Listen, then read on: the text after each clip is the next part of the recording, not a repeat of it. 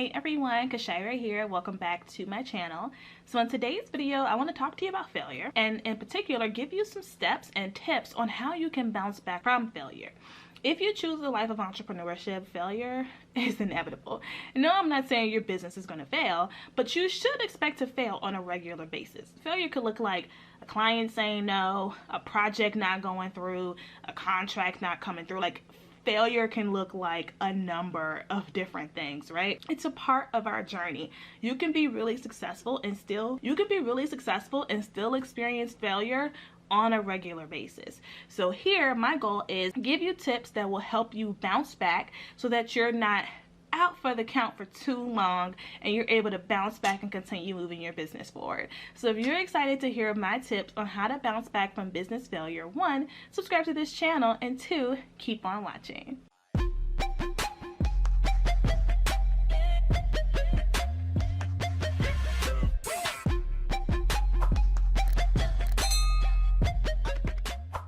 The first thing that I want you to do is recognize that there is no failure. There is only information. It's just like the age-old quote of, there's no failure, there's only lessons learned. These things are really true. Some of the best moves I've made in business have come from the result of things I've learned through failure, right? Some of my best strategies in marketing have come from the failures I've had in marketing, right? And so I want you to start to just think about reframing in your mind how you view failure. If you are someone who views failure as the end of the world, that's exactly what's going to happen, right? Now, I'm not suggesting that you're going to be superhuman and not feel anything or be excited when you fail. Some people honestly might, I don't know. But what we want to do is recognize that yes, we do feel a twinge of something, but if we choose to reframe this in our mind as information, right, as lessons learned, as us gaining something new, it'll really impact how that twinge of something actually feels. It won't feel as much, it won't feel like a gut punch. It won't feel like, you know, you need to be out for weeks at a time, right? It'll just feel like something like a twinge, right? Like a prick, like, oh, I felt that, but I'm able to move forward, if that makes any sense. So reframe it in your mind. Choose to look at failure as a different view. Choose to look at failure as information. One thing I always tell my clients is there's no such thing as a surefire plan. You can have the best tools and best templates and best apps and best funnels, and sometimes things just won't work. But the best way to figure out what does and what doesn't is to execute. There is no amount of learning and journaling and planning that you can do that will teach you like experience, right? It's easier for me to coach you if you've actually gone and done something so we can coach through what happened, right? But if we spend all of our time questioning the what ifs and, oh, I want to plan for if this happens and this happens, to be honest with you, there is sometimes the best laid plans still go off to the left, and your plan B and plan C and plan D won't always save it. A lot of times it's things that catch you off guard, right? So instead of really spending all of your waking hours trying to plan for failure, just choose to experience it. Choose to recognize it as information. The second step is give yourself time to feel it. Now, again, you're not superhuman. Failure is still gonna suck, right? It's still gonna hurt.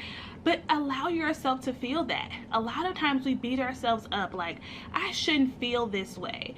That's the problem right there. I shouldn't feel this way. Why are you putting parameters on your natural human emotions and feelings? Yes, you may want to have a different response, but it's human nature to be disappointed. It's human nature to feel sad. It's human nature to feel angry, right? These are natural. Give yourself time and permission to heal and to feel. A lot of times it may not take as long as you thought because you actually allowed yourself to do it versus trying to act like it wasn't there, trying to push through it and work through it anyway. Allow yourself time to feel. Now, of course, don't stay there too long. Don't feel for 30 days, right? When it comes to business, that is, not other things, but thinking about business failure. But definitely give yourself time to feel, but then move forward, right? So you might even want to say, all right, I'm gonna give myself a day to mope around in my pajamas, but tomorrow we're back in business, right? The third thing I want you to do is I want you to celebrate and recognize yourself for trying. Whatever it is you failed at theoretically, that thing, there are people in this world who fear it. If you had your very first live stream and nobody showed up and you're viewing it as a failure, Celebrate yourself for actually having your very first live stream. Do you know how many people in this world are afraid of being on camera? How many business owners know they need to go live, but they're so terrified to do it they never hit the button? You actually did it. You actually got the experience. Yeah, it might not have gone how you wanted it to, but you got the experience. Choose to reframe this in your mind. Instead of looking at what happened as, I did this thing and nobody watched, it's, I did this thing and I learned a lot of new lessons. I learned how the camera goes when I'm on live from my phone and I need to like move it this way. I learned about some of the features of how I can pin my comments. I've been able to see, you know, how different features work and how different interfaces look with the software that I use. I now have ideas of what I want to do differently next time. Now I know that, hey, I should probably just let my audience know a day or two in advance before I hit the live button, just to ensure I get someone in the room so they can see all of the new things that I'm adding. It's choosing to reframe it. Now that's where we do have a decision, a choice. We can choose to see something differently and we can move forward and act on that. So that's what I would definitely challenge you to do. Celebrate yourself for taking that action. You launched that product. Yeah, sales may not have been where you wanted it to be on day one, but you launched the product. Celebrate yourself for that milestone. The rest will come, but reframe what happened in your mind. The next step is to identify what, if anything, you will do differently next time. Now, this really depends on the situation. If it was something drastically out of your control, such as you were doing a webinar and the internet went out, it's like, that was out of your control, right? Like maybe you can have any, like, listen, sometimes it's just out of your control, right? But if it's something that you do have some control with, where our previous example of maybe you did a live stream and no one showed up, well, what can we change? What can we do differently? We can choose to post on our social media the day before saying we're going to go live at this time. Maybe we can send an email to our list saying we're going to go live at this time. Maybe we can text some of our closest friends and accountability partners and say, hey, can you hop on my live? Can you share my post? There may be things that you can do differently next time. If you launched a product and sales weren't where you wanted to be, drill down into your analytics, right? This is where you want to let the numbers drive the decision making. If you notice that you received a lot of clicks from your post promoting a product but not a lot of sales, then that says, okay, let's make some changes to the website. Let's make some changes to the product post or the description. Let's make sure that the checkout button actually works. Let's make these adjustments. And this is how you are able to get better and better and better. When I said earlier in the beginning around some of my best marketing strategies have come from things that I failed at, that's because I drilled down into the data, where instead of throwing away a whole launch plan or a whole marketing plan, the issue might have been the email subject lines. Maybe they just weren't that captivating. People didn't open them. Maybe my URL was jacked up and I didn't even know it. It went to a whole different web page, right?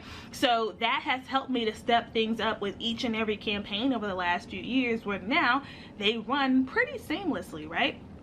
So that's what I mean by drill down. And again, this is not the time to beat yourself up. Instead of just saying, I'm not good enough, my ideas are not good. Like, no, let's drill down. That's why I tell my clients, track every launch. Even if the launch doesn't end the way you want it to, or it's not going the way you want it to, still track those numbers, because the numbers are going to tell us what we need to shift and change. If a client says no, if you're able to communicate with them and just say, hey, completely understand, well, just, you know, I'm not trying to press you, I just would like to know personally, hey, what drove that decision? And you might find that it could be something that had nothing to do with you. The whole time you're thinking your price is too high, which it's not. You're thinking that something's wrong with your service or your program, and it could literally be something as simple as, oh, I just had a situation in my family and now I have to reroute my funds. I really want to work with you. I'll probably be back in your inbox in the next 2 to 3 months. Again, something completely out of your control, but if you never followed up to get the facts, get the information, right, you wouldn't have even found out. Now, if you do get the situation where somebody says, oh, I can't afford it, again, that still has nothing to do, that's them, right? And a lot of times it's not that they can't afford it, it's really just a mindset block that they have around investing certain amounts in themselves. Again, that's not a reflection on you. It's really about more development work that they have to do. I used to be that person. I used to say, oh, I can't afford this, I can't do this, and I grew and shifted, and when I was ready, I went back to the person who I told that to, and I'm like, I'm ready to work with you, right? So again, we have to separate ourselves from the facts and the information. The fifth thing I want you to do is I want you to tap into your grit to bounce back on your feet. And I wrote down for you, so you're gonna see me looking down, I wrote down the definition of grit from someone. And the definition was, grit is passion and perseverance for long-term and meaningful goals. Passion and perseverance for long-term and meaningful goals. The only reason why this failure, quote unquote, bothers you is because it's about something you actually care about.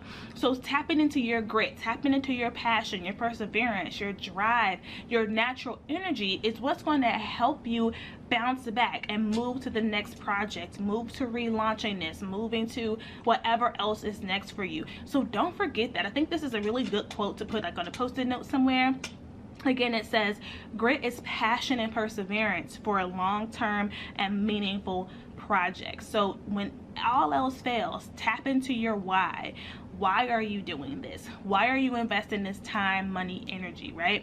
Really thinking about long-term goals and recognizing that everybody faces failure. You are not the first person to experience what you have. That's why the books that are bios about wealthy people and successful people, they all kind of have the same narrative of failure, success, failure, success, failure, failure, failure, success, something along the lines. If everybody's book was, oh, I got an idea and I just made $1 million, it would be very boring. Right? There's no storyline there. But everyone experiences some kind of failure, some kind of rejection, some kind of obstacle, some kind of challenge. It's just a part of the journey, especially when you're in entrepreneurship. That's why if you haven't listened to the podcast, How I Built This, it's my absolute favorite podcast. Again, it's called How I Built This. It's by NPR, and they interview founders of mega companies like Whole Foods and Southwest Airlines, and all of these founders have stories of trial, tribulation, and triumph. You listen to enough of them, you'll see I am not the only one. I am not the only person that's experienced this, and it'll help you really tap into your grit because, again, you'll remember your why. The last thing I want to give you on this is I want you to be careful about how you speak about yourself and your business.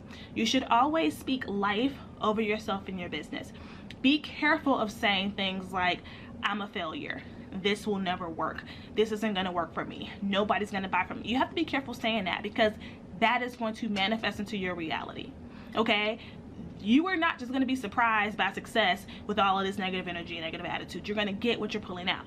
And I know that, yes, it's difficult to remain optimistic. However, just because you are feeling what you're feeling doesn't mean that you need to project and speak these negative things over your business. Okay, this is the time where instead of saying anything, I'd rather you say nothing at all. I'd rather you go and meditate.